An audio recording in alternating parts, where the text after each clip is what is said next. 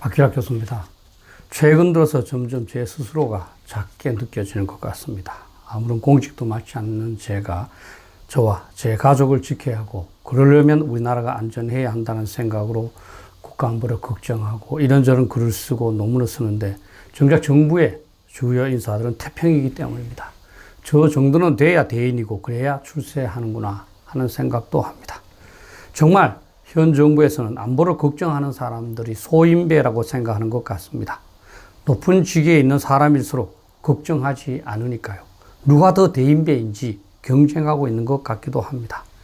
이인영 통일부 장관은 7월 30일 국립현충원을 참배하면서 정말 대인배다운 말을 했습니다.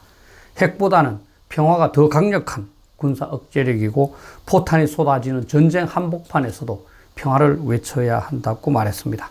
북핵을 전혀 걱정하지 않는다는 말이죠. 평화만 외치면 되는 그 간단한 일을 저와 같은 소인배들은 무슨 핵균형이니 핵우산이니 선제타격이니 미사일 방어니 주저리 외고 있는 것이죠. 까짓것 평화를 외치다가 안 되면 항복하면 되는 것 아닌가라는 생각도 하는 것 같습니다.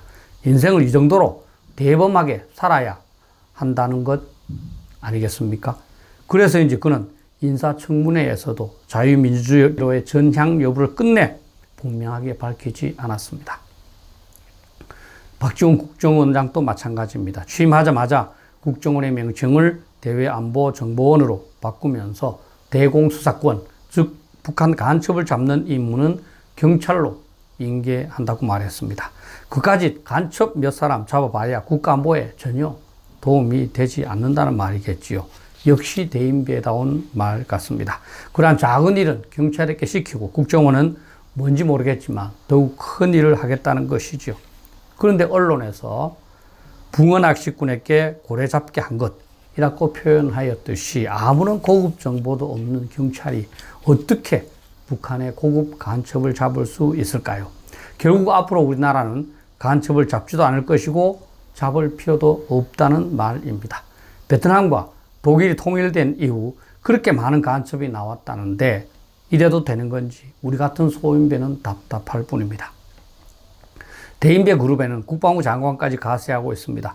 7월 28일 국회에서 정경두 국방장관은 재래식 무기로 북핵을 대응할 수 있다라고 말한 겁니다. 그런데 미국이 핵무기를 개발하자마자 소련이 핵균형을 위해서 핵무기를 개발했고 인도가 핵무기를 개발하자마자 파키스탄이 핵무기를 개발했습니다.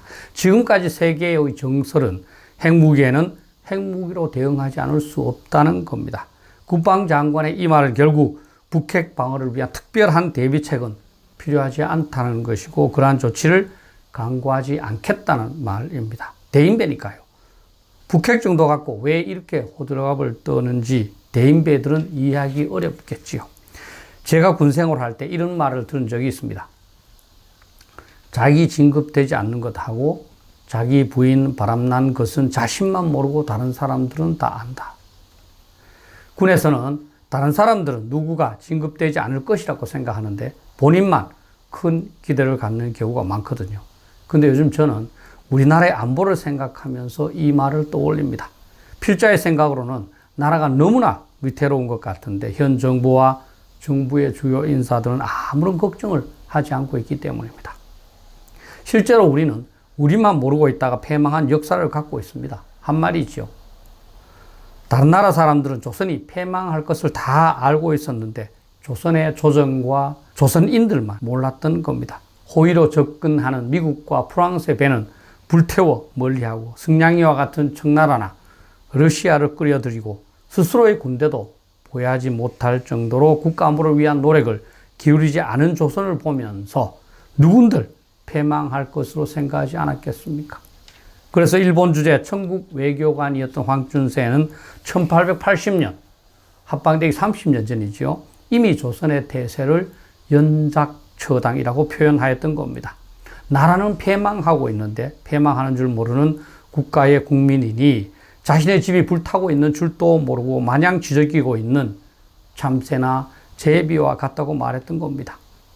여러분, 지금 이 한 말과 크게 다를까요? 북핵으로 곧 북한에게 병합당할 수밖에 없는데 전혀 걱정하지 않고 유일한 버팀목인 한미동맹을 와해시키지 못해서 안달이니 제3자의 입장에서 보면 곧 패망할 것이라고 생각하지 않겠습니까? 여러분은 잊고 있지만 북한은 지금도 핵무기를 계속 생산하고 있습니다. 2019년에만 10개를 생산했고 미 과학자연맹에서는 2020년 4월에 북한이 35개의 핵무기를 보유하고 있다고 평가하고 있습니다.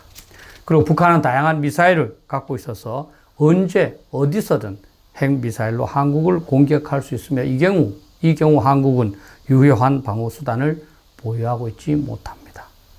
그런데 현 정부와 정부 인사들은 북한이 핵무기를 사용하지 않을 것이라고 생각하는 것 같습니다. 사용하지 않을 핵무기를 북한이 온갖 국제 제재를 받으면서 천신만고를 거쳐서 개발했겠습니까? 관상용으로 핵무기를 개발한 국가가 있었습니까? 여러분이 김정은이라면 핵무기를 사용하지 않겠습니까? 그런데 현재 한국 정부는 북핵에 대하여 전혀 걱정하지도 않고 대비하지도 않고 있습니다. 오히려 미국과 일본이 북핵을 걱정하고 있습니다. 언론을 보면 북한의 동향이 이상할 경우 미국의 정찰기, 특수부대, 전투기 등이 추가로 전개했다는 소식은 있어도 한국 정부가 위기 대응 조치를 강구했다는 것은 전혀 없습니다. 북핵에 관한 제대로 된 대비책을 정부로부터 한 번도 들은 적이 없습니다. 미국과 중국의 충돌도 심각한 안보 위기입니다. 북한이 중국에 사주를 받아서 남한을 기습적으로 공격할 가능성도 배제할 수 없습니다. 그렇게 되면 한반도에서 미중 충돌의 심각한 대리전이 벌어질 것이고 한반도는 핵전장이 될 것이며 그렇게 되면 엄청난 숫자의 국민들이 목숨을 잃게 될 겁니다.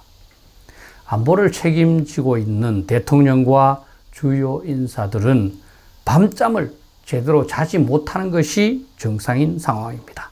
그런데도 현 정부와 주요 인사들은 태연합니다. 대인배들이지요. 현 정부가 연작처당이라는 모욕적인 말을 들은 한만의 조선정부와 크게 다를까요? 잊고 있었던 조선시대의 기억이 되살아나고 있습니다. 아무런 대비도 하지 않으면서 안일과 태평으로 지내다가 외국이 침략하면 얻어맞고 나라를 빼앗으면 뺏기고 국민을 내놓으라고 하면 내놓았던 역사입니다. 아무리 그렇다 해도 그렇기야 할까? 설마 그럴까? 라는 생각이 들지만 정말 극단의 상상이 머릿속에서 떠나지 않습니다.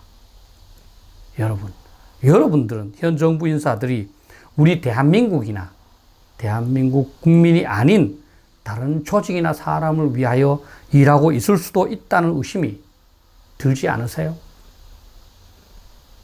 감사합니다.